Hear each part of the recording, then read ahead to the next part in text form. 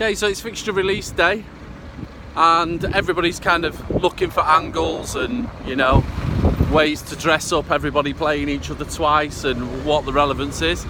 Personally, I also get asked a lot as well about this Myers-Briggs stuff, about typology. How can you apply it, practically in betting terms? What use is it for?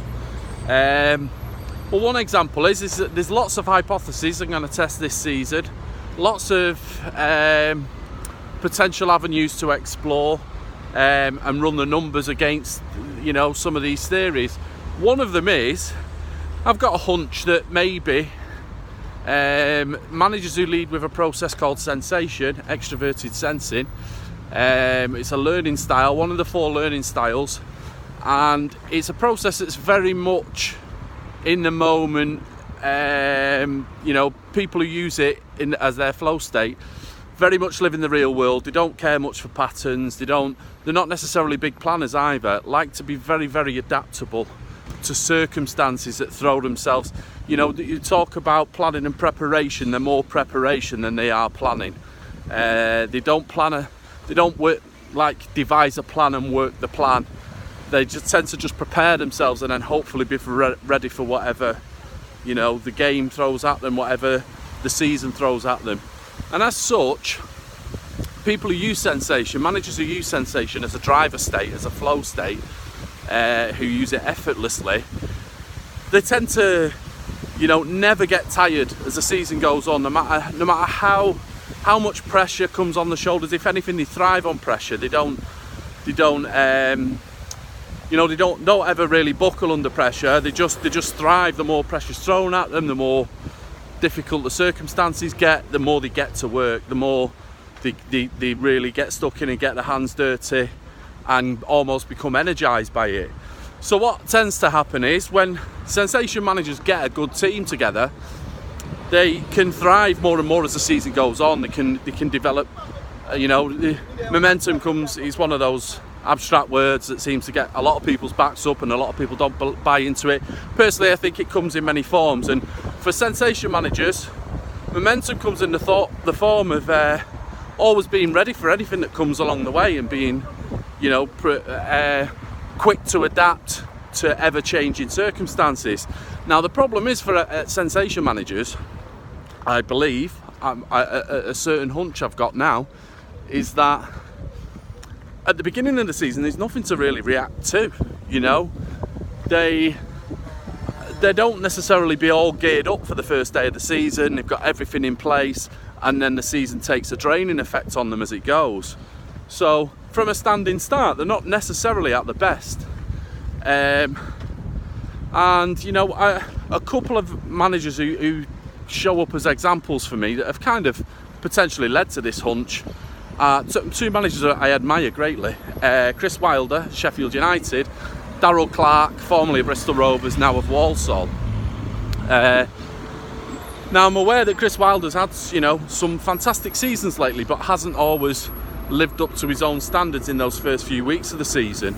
He's built some of those promotion campaigns on the back of disappointing starts. I remember only a couple of seasons ago,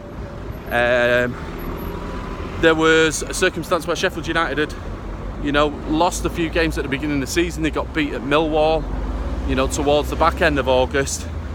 And Wilder's response was to just get the beers out on the coach on the way home and kind of thank his players for their efforts, just to let the hair down, not take everything too seriously.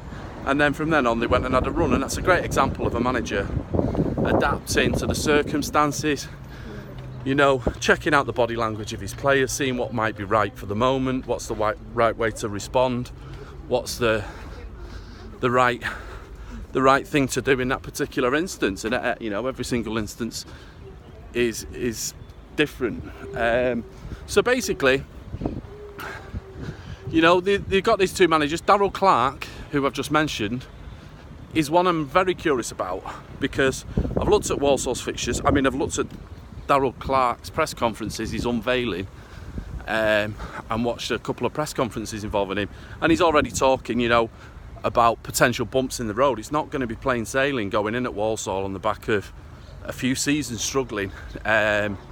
You know, last season wasn't just an isolated event for them. It's not like Bradford and Scunthorpe, where you've been knocking on the door of the playoffs in League One for several seasons, had one aberration of a season, and then you can kind of just, you know, change manager, wipe the slate clean, one of the biggest budgets in the division, and start again.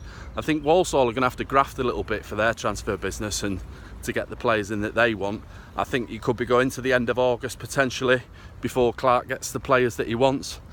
And you look at the fixtures today, and it turns out that they're playing there's 7 teams above them in the betting, in the League 2 outright betting, and they play 5 of them in the first 10 games, including all 3 teams, all 3 clubs that came down with them. Those 3 clubs, I would imagine, from what I can gather, have all got bigger budgets. So I'm anticipating a potentially what could be a slow start for Walsall. That, you know, there could be questions about Clark's appointment come mid-September. If he doesn't, because I don't think it's necessarily going to show him at his best that time of year.